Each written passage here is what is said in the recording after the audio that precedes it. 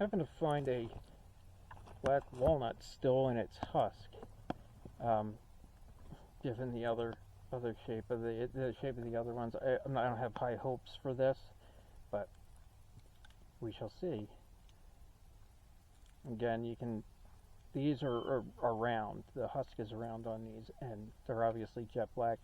The husks were used for dye before artificial dyes were, became a thing.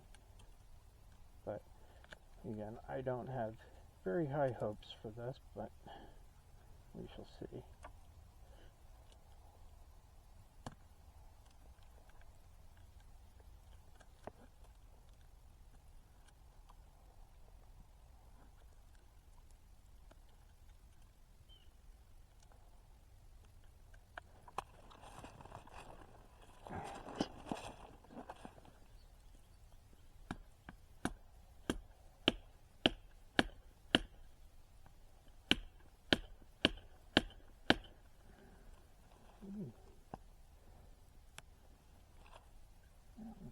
Pretty ornery.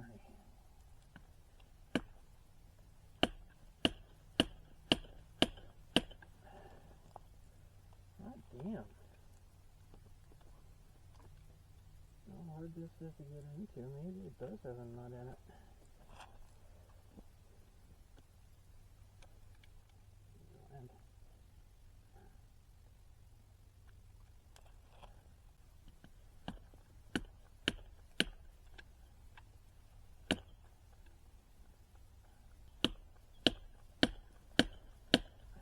God damn.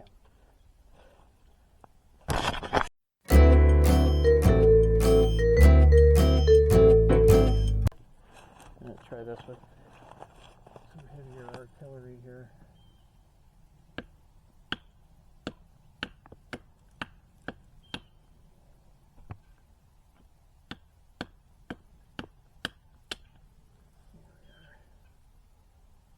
Now, would you look at that?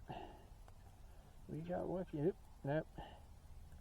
Again, just the paper husk. There's actually a little bit in there. It hasn't been eaten. By far the best one I've found so far. But if you had a little pick or something, you could dig that out. But again, it's pretty well worm eaten as well. Seems like a no-brainer, but when you're going through brush, push it aside, make sure nothing gets caught, and when you let go, it's spring trap. As you can see on my chin. Also, if you're walking with other people and somebody's ahead of you, do not get into the habit of holding it for them or them holding it for you, because at one time they don't, you're going to end up with you could end up with a cut on your eye or worse. Which in a survival situation, even a camping situation, is not pleasant. As I was saying before, no matter where you go, you're going to find debris of some type or the other. Now, if this was spring, summer, this would be a real good place for snakes to warm up on. And there's rattlesnakes on this property for certain. I've seen one. So you'd want to watch out for that, but if you were in a survival situation, you could take those and build that up and, stack them into a wall, and you'd have a windbreak that you could then, build upon. Also, there is corrugated steel right next to it. That would make good waterproof roof.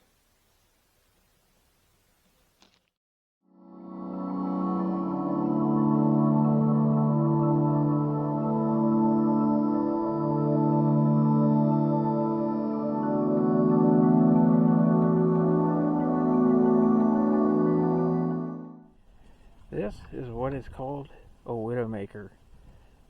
Dead standing trees that are rotten.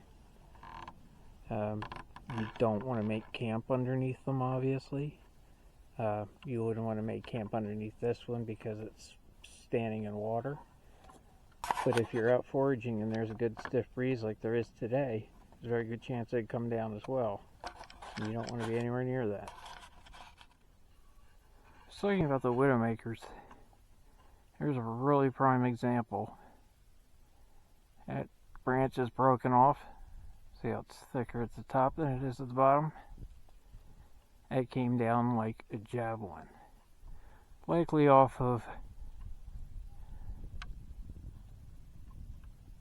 that tree. And that's a good 15-20 feet away from that base. And it would have impaled you if you were under it. These are pretty fresh.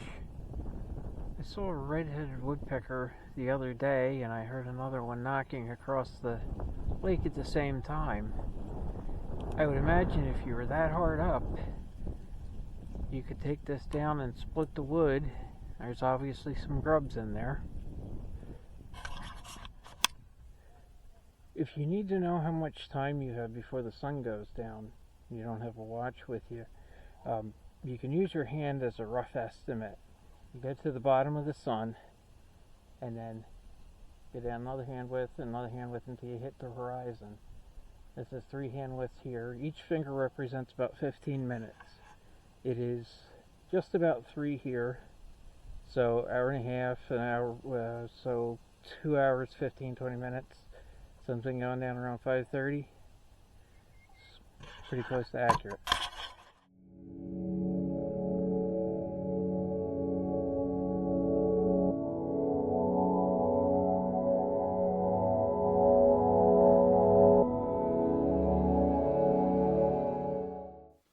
Here we are, folks. This is one of the burrows. This one has the hole that I was talking about. I got into digging around last night, and they are in fact star-nosed mole burrows. They come down in these wetter areas where there's a lot more grubs and worms and that type of thing to eat. And also they have been used by Native Americans as a food source for, well, as long as Native Americans have been on this continent.